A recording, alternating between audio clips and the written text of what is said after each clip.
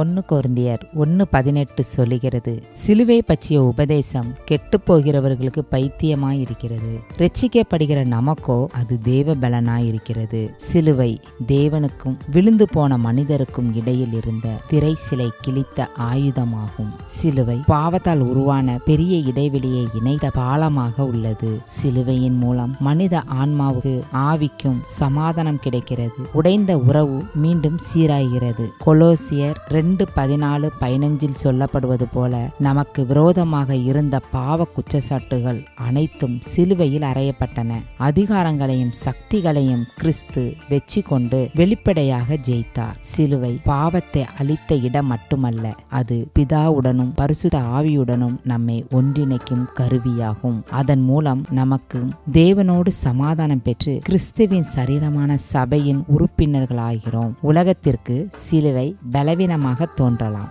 ஆனால் அதன் மூலம்தான் தேவ பலன் உறுதிப்படும். ஆமேன்.